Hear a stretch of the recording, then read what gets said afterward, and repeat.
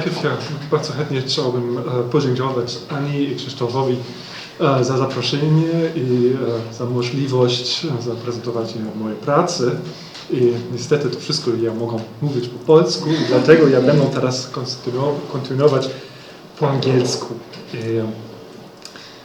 I to jest moja praca, że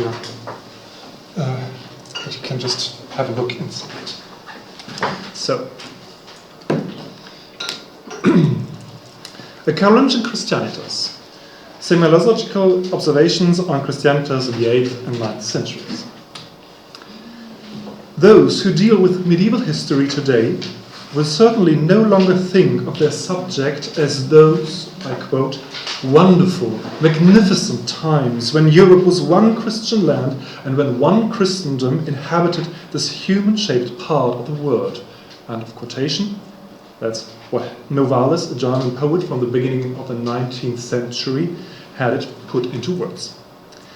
This view on the Middle Ages belongs to a romantic medievalism that was very prominent, for example, in Catholic circles in France before and after the First World War.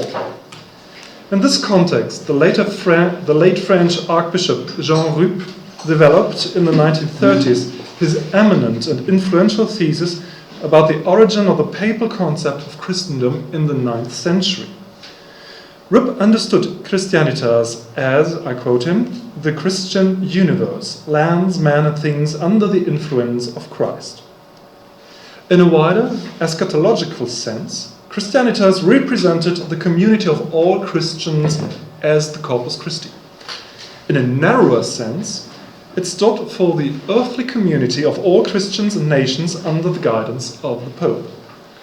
According to Rupp, Pope John VIII saw the existence of such a supranational unit occupying a territory that needed to be defended against the Saracens or other enemies of the Christian faith.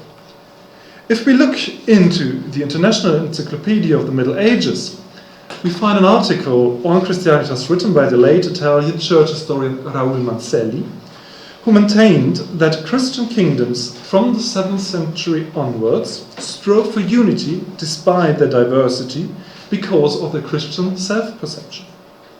For him, as for others, it was under the Carolingians that the concept of Christendom came into being, when the Christianization of Europe was pursued with military coercion against Saxons and the others in today's Hungary.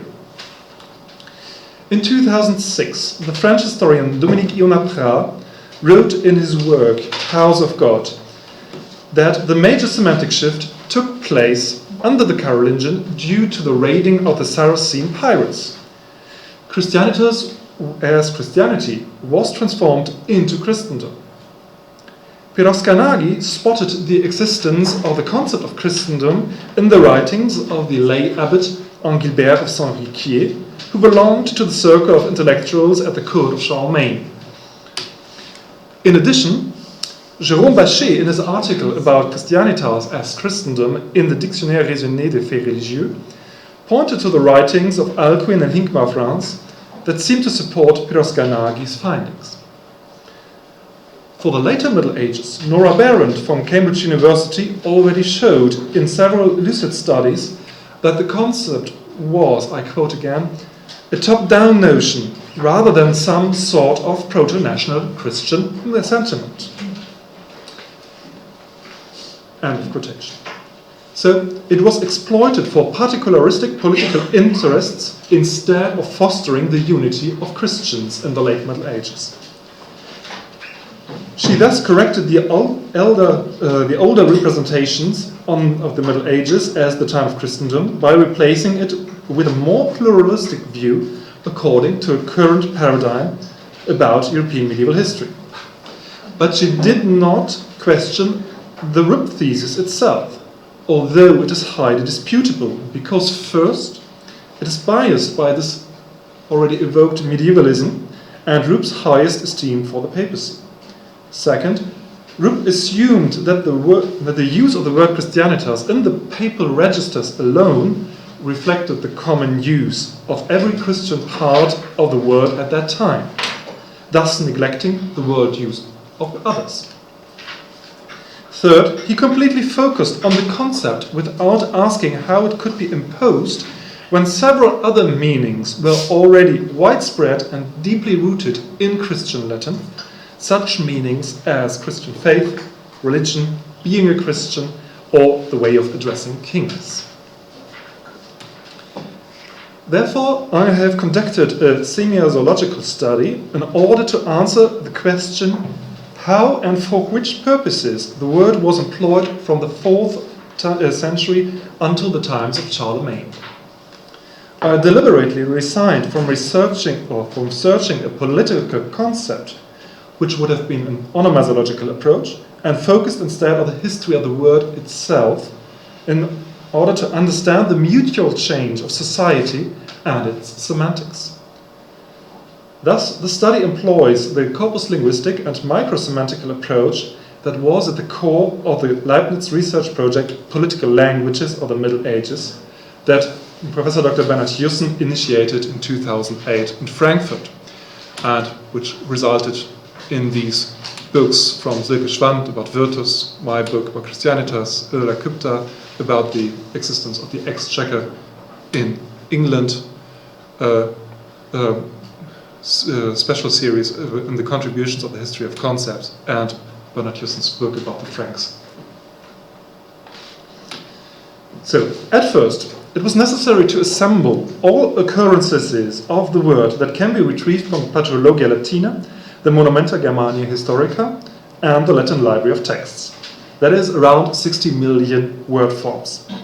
As you can see here on this table, Christianitas appeared 860 times in a time span from 360 until 930. This table also shows the distribution according to cases and to the 6 periods that I identified during analysis. 3 phases for the late antiquity and another 3 for the Carolingian times. Please note that the frequency of the genitive remained dominant over the centuries, while the nominative and the accusative form stayed much less frequent. That raises already the question how important Christianitas could have been as a subject or as a direct object. Moreover, these 816 instances of Christianitas appeared in 447 different sources, as this table illustrates. These sources can be sorted according to 10 different categories of text genres. The most important point here gets probably more visible by another chart showing that the word Christianitas, here the hits, so the slightly blue and then the bluer part are the sources, that the word Christianitas appears rarely more than 2 times in a single source, which leads to the questions A. How important was this word as a significant for the signifié in these centuries? And B. If there ever has been a discourse about Christendom when talking about Christianitas. The most prominent exceptions, however, are the Historia Ecclesiastica Tripartita from the 6th century with 37 and the famous Sermon 14 of Abbot de Saint-Germain with 42 occurrences in the 10th century. Both differ from the other sources in a way that they even can distort the distribution, as you can see here for the Abbo case. Abbots seem to have used the word almost in a completely other way compared to the other sources in that period. If you just have a look on the numbers for the nominative, the genitive, the accusative, which are quite revealing for his apparently different approach in his word use. So, on that basis, I've tried to find patterns of use as well as exceptional syntactical and semantical situations on a linguistic level. The second step consisted in contextualizing these 816 occurrences in their social, theological, and political background. The surprising small number of Christianitas instances in the total corpus demanded to refrain from a purely quantitative approach All the more the frequency and the scale of findings can be misleading, as we have seen in the other case. It is therefore important to consider not only the frequency and the co-occurrences, but also syntax, pragmatics, and the cultural setting of each situation of communication. As it is known, communication works generally elliptical. Thus, verbally expressed is only what is necessary for communication. Linguistic expression function as a trigger for assumed knowledge, according to Charles Fillmore, who coined the phrase, words evoke frames, where frames refer to a set of culturally determined background knowledge that evidently does not need to be explained in the direct field around the world. Therefore, the employed four-level analytical framework in my study consisted in bringing together the layers of meaning in a lexical level, in a sentence level, the textual level, and a level of discourse.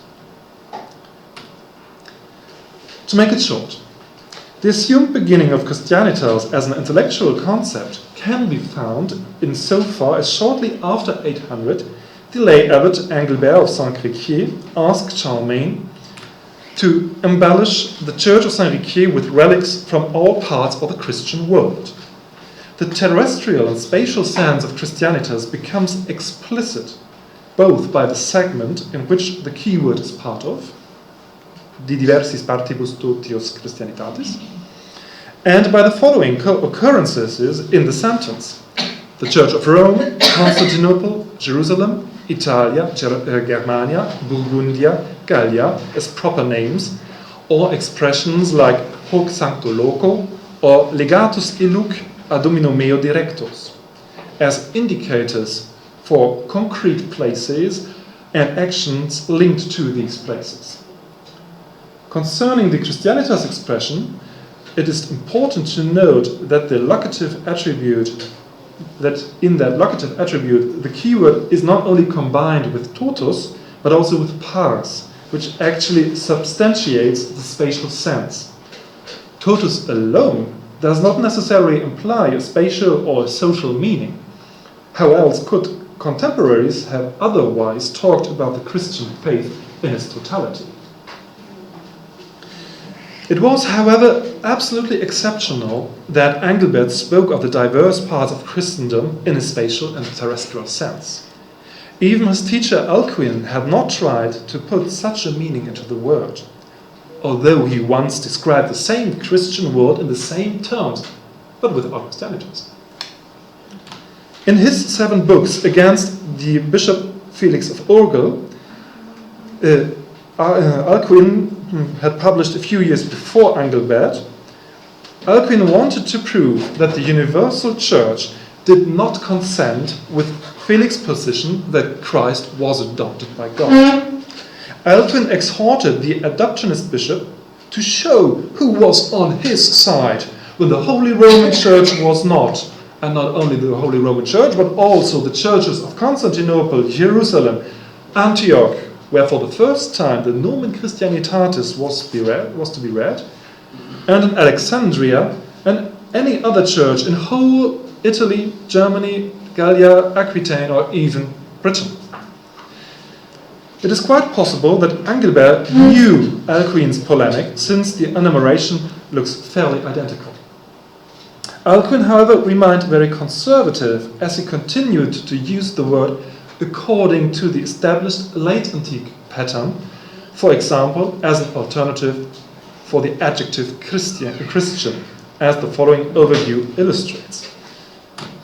He used the term particularly in combination with nomen to speak about the Christian name. So, because since the 5th century, bad Christian behavior was denounced by the nomen Christianitatis, a typical genitive construction in which the noun Christianitas was employed as an adjective to stress the Christian nature of the determined noun. This phenomenon is largely known as genitivus hebraicus, or the mimetic biblical style, as Peter Stotz put it, and comparable to the iudex iniquitatis. Theologians like Salvian of Marseille spoke of nomen Christianitatis when they lamented the insufficient efforts of Christians to fulfill religious norms and virtues in daily life and to discuss the problem of the so-called pseudo-Christianity. For Alcuin, the nomen Christianitatis got also an eschatological dimension, since it was a sign for him, for the chosen Christian people that are redeemed, as he assumed, at the imminent last judgment. Charlemagne shared these concerns and tried to act according to what he perceived his duty as the new King David. With his legislation, notably at the end of his reign, he wanted to influence the conduct of his Christian people to keep their personal Christianity, so that no one, not only the people, was redeemed, but also Charlemagne heavenly repaid for his strive for Christianity. This can be seen by the word use in some capitularies and council texts from about 800 until 813 that differs considerably from Engelbert's expression. In these cases, Christianitas was used as an object that got even personalized by possessive pronouns.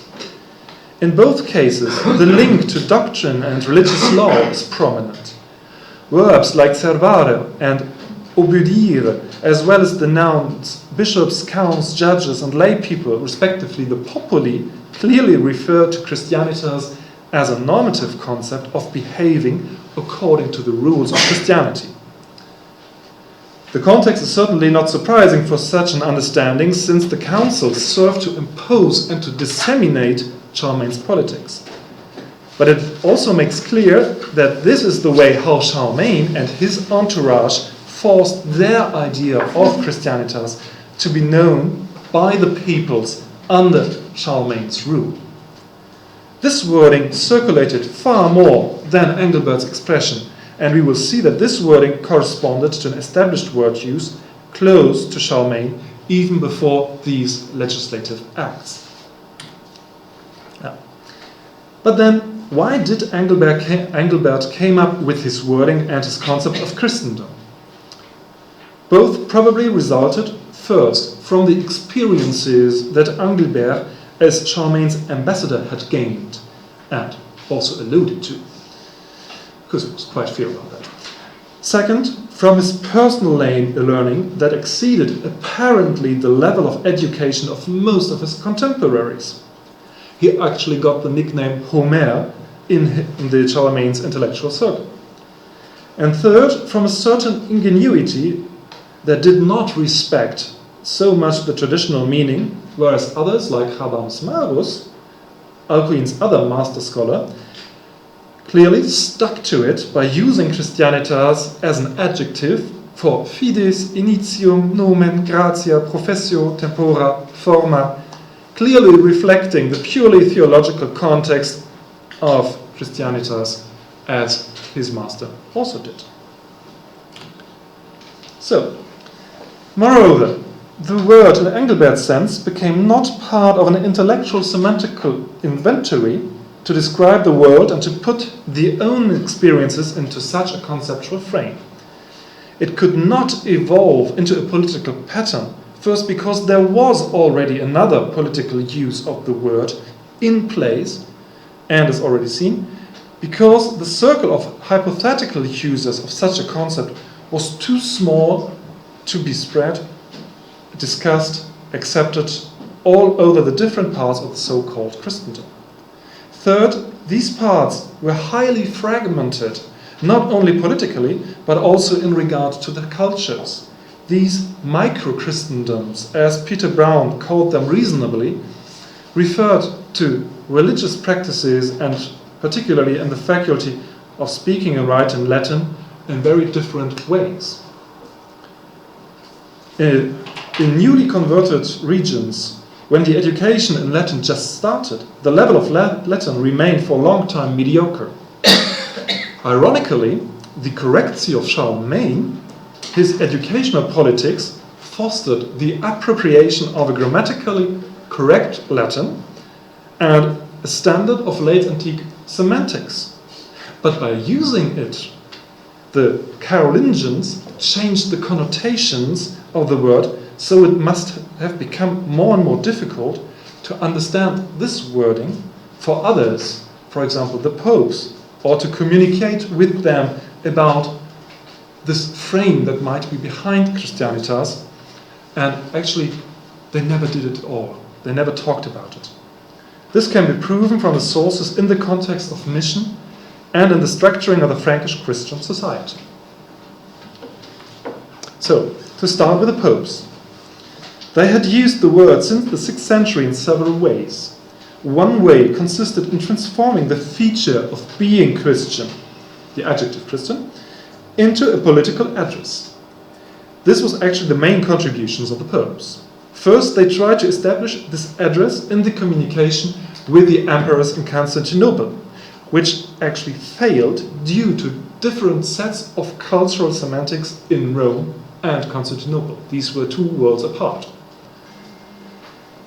The popes, notably Gregory the Great, then continued to use the address in form Vestra Christianitas in diplomatic exchange with different queens and kings in Western Europe. The papal letters from the 8th century then reveal a hidden agenda, as the so-called Codex Carolinus from 791 illustrates. This collection of papal letters received by the Frankish rulers contain the word 46 times and 31 of 99 letters. The address was used only after Pepin had assumed power. You see, with all these things there, this is to mention all the Christianitas places in the Codex Carolinus, and you see the code bar just in the middle from 754 until 774.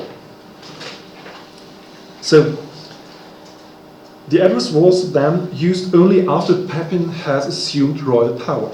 It served to express the close relationship between the popes and the Franks, as long as the latter guaranteed the independence of the Apostolic See from the Lombard Kingdom and Constantinople.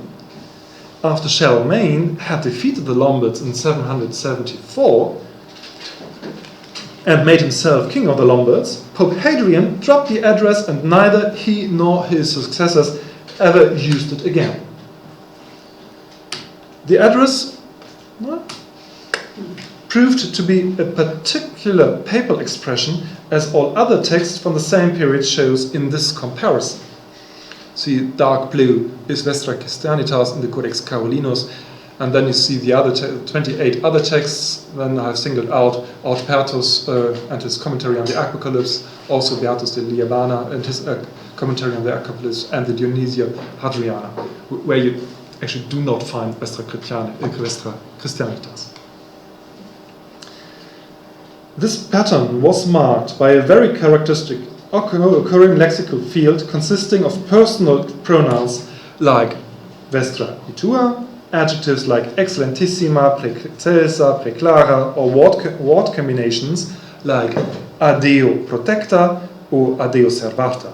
Also typical co-occurrences of notification. So you see scripta nostra, apices, syllabae, literae, responses. And inotescere, agnoscere, petere, transmittere, and of communication, as well as urgent pleas for Frankish help to show the particular papal use at that time. And here you have actually two examples for that again from the mid of the 8th century with the iniquitous King Aistulf of the Lombards, who had his diabolic heart to attack the Apostolic See. So, the second important way how popes employed Christianitas was to recall Christians the normative dimension of being Christian. They mainly put the word into a juridical context. Pope Zachary from the middle of the 8th century supported, for example, Saint Boniface, and admonished Pepin the Short and other Frankish aristocrats about their duties as Christians. Even his description of the missionary task, Zachary, put Christianitas into relation to the law. In his confirmation letter for 2 bishops, he wrote, "To spread and to teach Christian law and the way of orthodox faith. Dilettandam Christianitatis legem et orthodoxi fidem tramitem ad educendum." Boniface, by the way, did never spoke about Christianitas in his several letters, council acts, or other treatises connected with him. Meanwhile, in the Frankish world, the missionary task was put in a completely different expression. In a diploma from 753, the clerics from the Church of Utrecht argued that they needed the privilege of the king for providing the monks and clerks who convert the Gentiles to Christianity, gentiles ad christianitatem convertunt, and taught the Christian precepts to the newly converted so that they keep their Christianity. Ali Christiani eorum Christianitatem conservant. This expression was already a product of a creative adaptation of Latin language for the particular needs in this region of mission under the condition of a language that was no longer a mother tongue. It did not correspond to the normal wording that you could have found in Rome, where expressions with Christianitas as an object in its accusative form were very, very uncommon. Instead, we find Christianitas as the accusative object in the Vita Bathildis for the Frankish queen of Anglo-Saxon origin Balthild. The author paralleled his heroine with the Queen Clotilde, who led his husband, King Clovis I, several leaders of the Franks to the Christian faith and religion, traxit ad Christianitatem. This is for the genre of hagiography quite exceptional, since these history of holy men and women from the 7th centuries did not use Christianitas except for highlighting the Christian background of the saint. Right at the beginning of the Vita Gaugerizzi, the author tells the parents of Saint-Géry, Bishop of Cambrai, was neither the first nor the least in dignity, from Roman origin and Christian religion, Christianitatis Religio. The same can be found in the Vita Amati and the Vita Rusticulae. Thus they had not much to offer about Christianitas and the Semitization of mission, the old hagiographies. The Vita Bonifacii, however, from the later 8th century, contained the word several times. His author, Willibald, clearly had a better education than others and used the word according to the tradition. Thereby he even described the aim of the Reform synods that Boniface held in the 740s with cognitio Christianitatis inotescere, to expose the cognition of Christianity. Thus he went a bit further than Boniface had done in his synodal acts, providing that the word started to evolve in new contexts. So, the most important change now took place in the Annals, since all cases of word use show that grammatically Christianitas was employed as an accusative object instead of a papal wording, or contrary of the papal wording. Looking backwards from the late 780s, the author of the Annales Regni Francorum described the surrender of the Saxons to Charlemagne in 777 at the meeting in Paderborn. We can perceive from the way how the author wrote about the situation that he referred Christianitas as a personal feature on the same level as fidelity owed directly to the king. The Saxons pledged both to Charlemagne, conservarent in omnibus Christianitatem vel fidelitatem super dicti Domini Caroli Reis. The continuator of the Annales Regni Francorum repeated this expression with the underlying political dimension, as well as the author of the Lorsch Annals did. They discussed the infidelity of the Saxons and their contumacy against the Christian faith.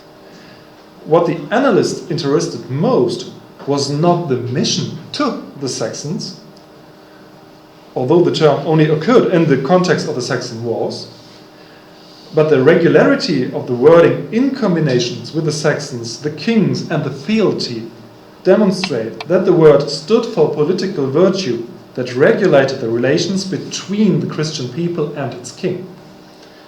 Actually, Christianity was used only after the annalist assumed that the Saxons had become part of the Christian people, ruled by Charlemagne, which made their infidelity even worse. If we consider that in the legislation from 800 onwards, the Christians were bound to maintain their Christianity vis-à-vis the bishops as a sign of their obedience, we see a religious motivated political use that proved to be much stronger, prevalent and sense-making than the Engelbert offer of expression from the same time.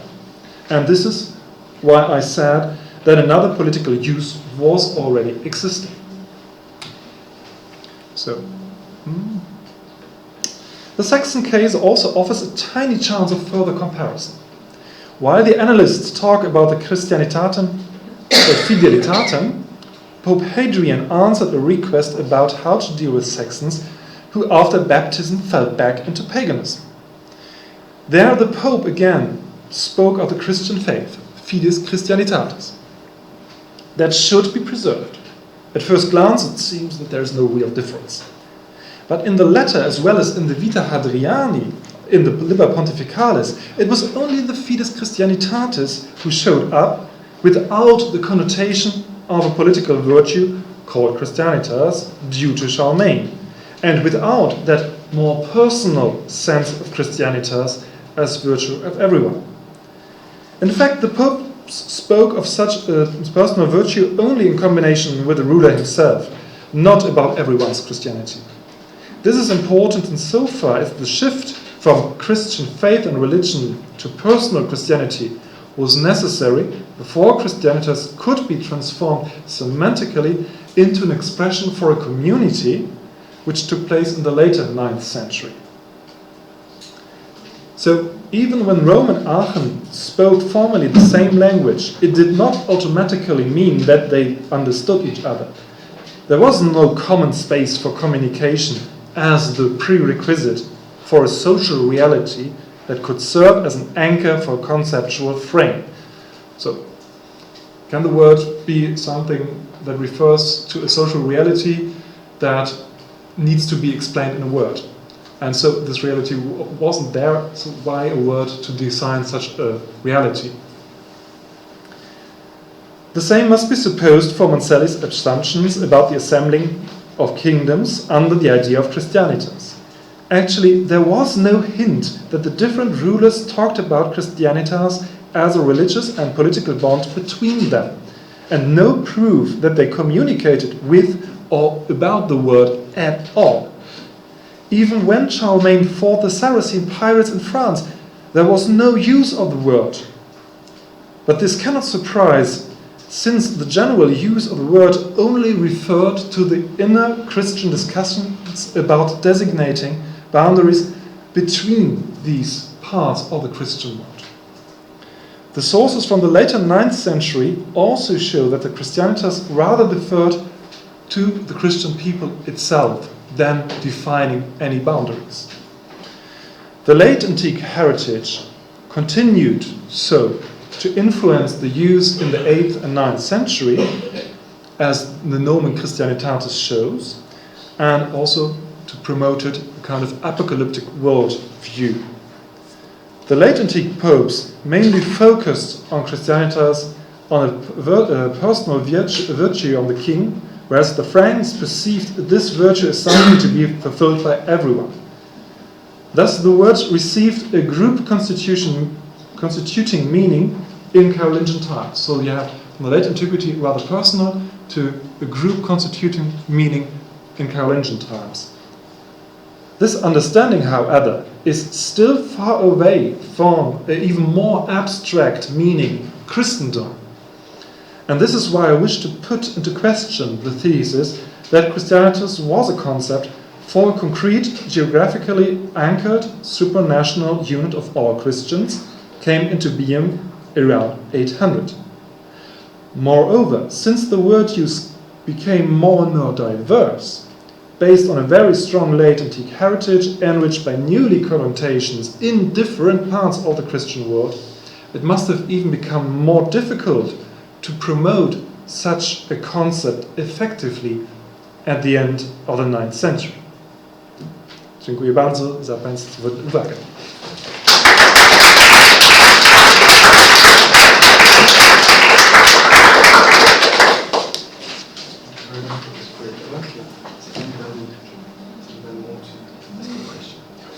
So it was very, very fascinating to can see how this word develops among during the centuries. And I tried during your lecture, I was trying to look at this word according to the derivational rules. And if we start from the beginning, from the classical Latin, the suffix tas designates the abstract nouns in general. And with passage of time, became this tas more often, but with passage of time becomes more concrete. I mean posteritas, which in late Latin and then in medieval Latin becomes a concrete word. Posteritas are those who have the right to this heritage, the descendants. Yeah, in this sense, very concrete word.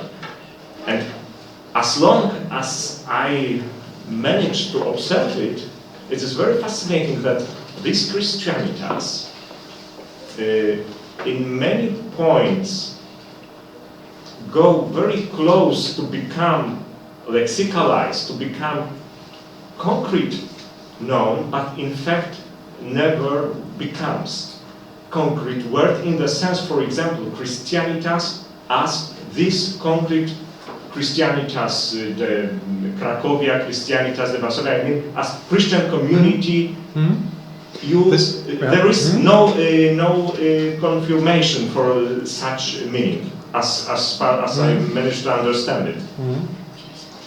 On the other hand, if we have the meaning Vestra Christianitas as title, as honor, title of honor, is something like Vestra Altitudo, Your Highness, something like that, is still abstract noun, although refers to a concrete person. So this is my reflection, and my question is really so that there is no proof for concrete sense of Christianitas, concrete sense in this sense which I suggest. Yeah, well, it's a very good question, and I'm happy to have an answer for that. You find a very concrete meaning for Christianitas actually from the late 10th century onwards in France for designating, let us say, a parochie.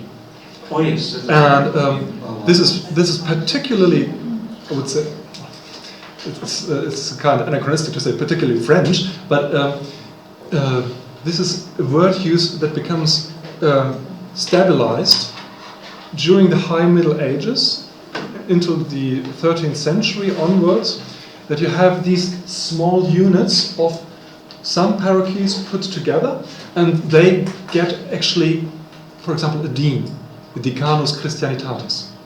And that can be denounced, and this Decanus Christianitatis is also someone who presides the Curia Christianitatis.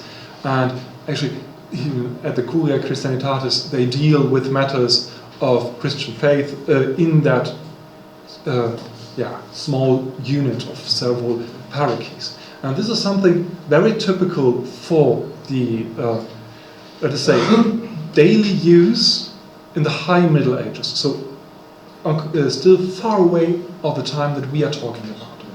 And at this time, we only see, and this is a very good point that you made with the reference to the suffix.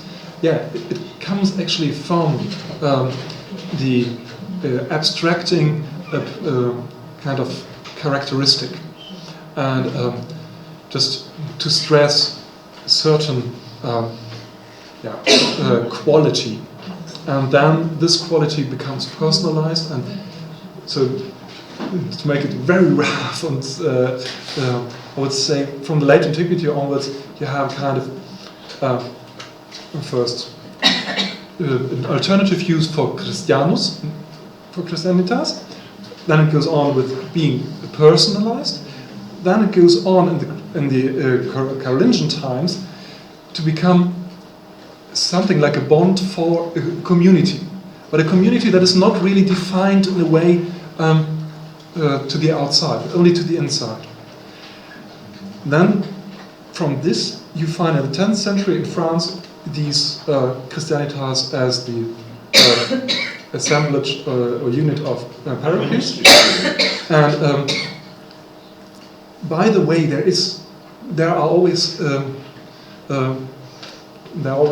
essays, tries to put also more meaning into it, but it's extremely hard to just to give a new meaning to a word if you're alone and you have to try to convince the others to use the word in your sense.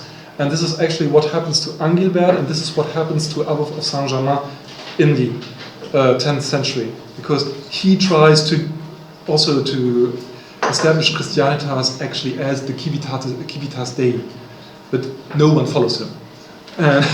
So another try that just goes without any further consequence.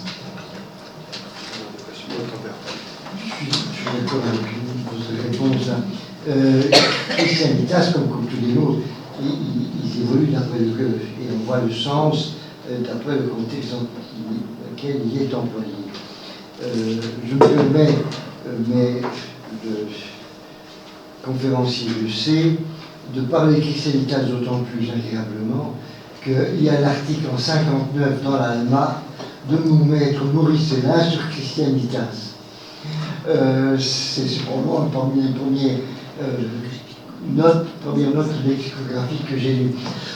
Et le mot est alors utilisé, et ça c'est tout à fait dans le sens que vous le dites, est utilisé dans le sens de la communauté chrétienne d'un lieu qui est ce que nous dirions aujourd'hui, mais il faut attention quand même à l'équivalence de paroisse.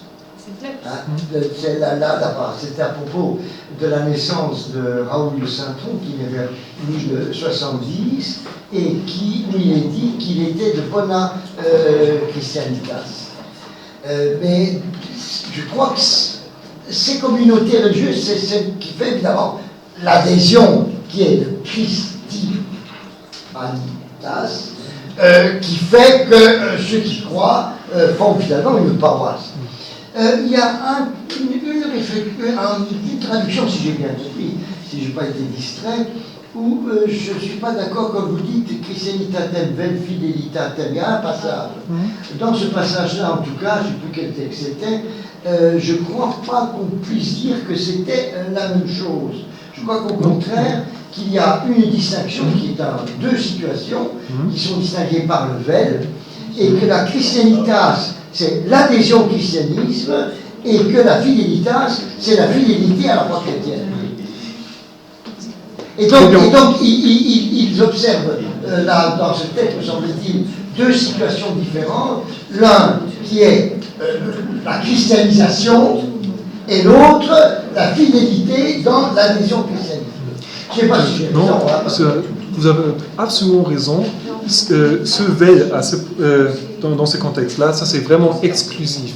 C'est pas l'un ou l'autre, c'est Christianitas et fidélité. Oui, parce qu'il y a le veille. Oui, et ça c'est en fait mon point, que vous voyez que les deux choses sont mises en parallèle. C'est pas la même chose. C'est pas la même chose. C'est pas la même. Ça c'est important. Ça c'est très important. J'avais appris. Non. Ça c'est en fait mon objectif de le montrer, que vous voyez ici qu'une certaine caractéristique, une certaine qualité est mise en parallèle avec la fidélité, et que ce sont les deux choses qui sont dues au roi. Il faut être il faut se comporter comme un chrétien, il faut obéir des préceptes de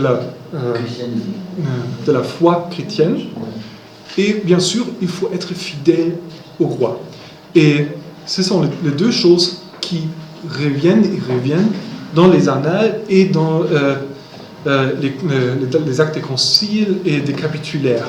Et ça s'arrête au moment, au mi-9e siècle, le fait où la situation politique a complètement changé. Et quand les rois carolingiens se battent l'un contre l'autre, là on voit que ça c'est plus une chose qui est intéressante, et là on discute d'autres choses. Mais c'est très bien noté par vous que ça c'est une chose vraiment importante de ne pas confondre que christianitas veut me dire la même chose que fidélité. Ça c'est absolument pas le cas.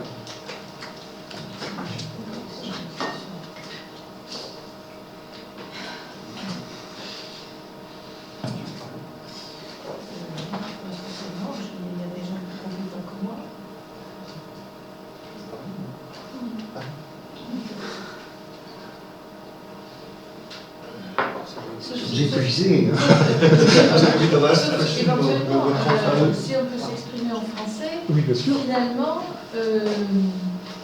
ce qui est très intéressant d'un point de vue de réflexion sur la façon d'écrire l'histoire, c'est que nos collègues, dont la plupart sont mes amis d'ailleurs, ceux que tu as cités, se sont simplement contentés de répéter ce qui était écrit. Et donc, ils n'ont pas regardé les textes. Malheureusement, oui. Et on voit bien que quand on regarde les textes, on trouve souvent des situations tout à fait différentes de celles que l'historiographie véhicule de manière constante. J'ai quand même une petite question, à cause de l'anglais, je ne suis pas sûre d'avoir bien compris. Est-ce qu'il y a un moment, au Moyen-Âge, où christianitas prend ce sens géographique général, et à quel moment? Tu le sais? Oui. Oui, oui. Parce que là, tu as parlé de la fin du X comme plutôt la territorialisation, le territoire limité, c'est-à-dire l'équivalent de la plèche ou des choses comme ça. Tandis que christianitas, c'est très large. Actually, vous trouvez cette notion spatialisée, territorialisée, dans les registres de 1903. Ça existe. C'est tard. C'est tard. Oh là là. C'est ce que j'ai écrit dans mon article qui est paru dans cette Zeitschrift, journal. Oui, mais tu peux dire en allemand parce que je ne vais pas le trouver en français. Zeitschrift für. Et c'est ce qui est intéressant, mais vraiment pour au moment où on rencontre la christianitas comme Christendom, comme la chrétienté, c'est au concile de Vienne en 1311. C'est là que Pope Clément V, je crois c'était, lui parle au prince de toutes les principes et reges de totius christianitatis. Et là on voit très bien, bon, il essaye. Et ça, c'est en fait une chose très très remarquable parce que le mot a pris ce sens dans un moment où c'est utilisé dans un moment où en fait la chance d'aboutir à l'imposer une telle unité est complètement foutue. Parce que nous le savons très bien, avec Boniface VIII, la papauté écroule et ne peut pas servir plus comme la tête de cette chrétienté. Et c'est donc pour ça qu'on pourrait dire que c'est un Verlustbegriff. Que c'est quelque chose qui devient en fait en vrai terme au moment où il n'est plus là. Ça ne peut avoir absolument aucune existence. Et ça, c'est en fait l'histoire postérieure de ce mot. Si vous regardez le XVIe siècle, par exemple, en Allemagne, avec la rupture confessionnelle, c'était décrit par Heinrich Lutz, qui a écrit sur la Christianitas afflicta. Là, on discute en fait le fait que la chrétienté est déchirée. Et là, on l'utilise comme ça. Mais ça, c'est bien une acceptation du XVIe siècle. Ça n'a rien à voir avec en fait, l'histoire des mots jusqu'à... il y a évidemment des liens, mais on trouve pour le 9e jusqu'au 12e siècle encore des autres acceptations qu'il faut bien mettre en valeur, et c'est pour faire la comparaison entre les différentes entrées pour la sémantique dans le lemme de christianitas dans un dictionnaire. Oui, et puis à regarder ce qu'on écrit aussi, au lieu d'écrire des bêtises, quoi, quand même. J'aurais quand même une petite note, parce que j'ai devant moi l'article de notre dictionnaire. De christianitas, et là se trouve dans les actes du concile carolingien la formule pro totius christianitatis salute. Et dans notre dictionnaire, ça figure sous la signification de Christianus, populus Christianus, universitas Christianus. Oui, en fait, ça c'est une faute d'écriture dans les manuscrits, parce que dans la réécriture de ces manuscrits, les Christianus étaient remplacés par christianitatis, dans ce cas. Excuse-moi, mon voisin parlait, donc je ne sais pas. Non, il s'agit d'une... Non, c'était vraiment une situation qui m'a aussi fait des soucis. Et évidemment, il y a cette expression de totius christianitatis dans ce catulaire particulier je crois que c'est 813. Et là, en fait, on a des différentes traditions des manuscrits qui vous montrent que c'est aussi écrit par Christianus et Christianitatis en même temps, et vous voyez que au moins pour les contemporains, il y avait une certaine égalité entre Christianus et Christianitatis à ce point-là.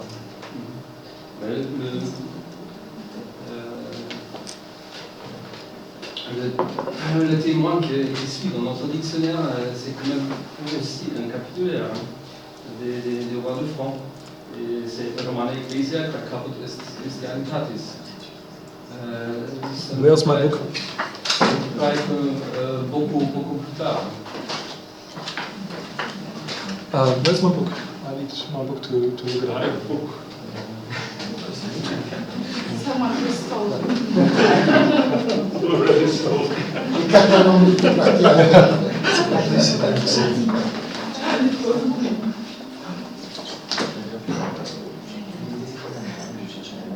So.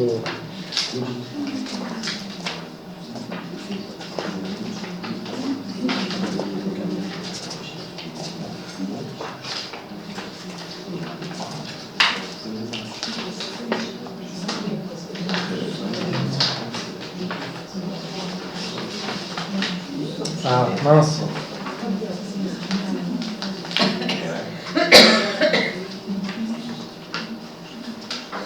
Bon, en même temps, c'est pas parce que c'est dans la MLV que c'est vrai, hein. Moi, je trouve que l'argument est pas suffisant. Je suis désolé, je ne trouve pas parce que c'est dans l'annexe en ligne. Oui, je trouve. En fait, de toute façon, il y a quand même un problème de fréquence. En admettant même qu'on puisse pinailler sur le sens réel, il y a quand même ce problème-là en t'écoutant, qui est le passage du populus au territoire du populus.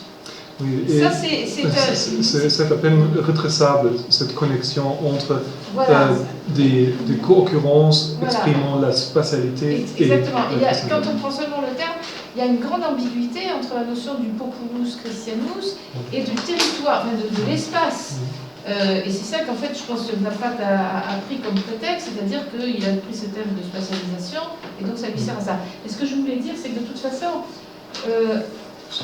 un exemple ou deux exemples, c'est pas très significatif, pour ne pas dire pas du tout. C'est significatif quand même. Parce que Oui, méfiez-vous.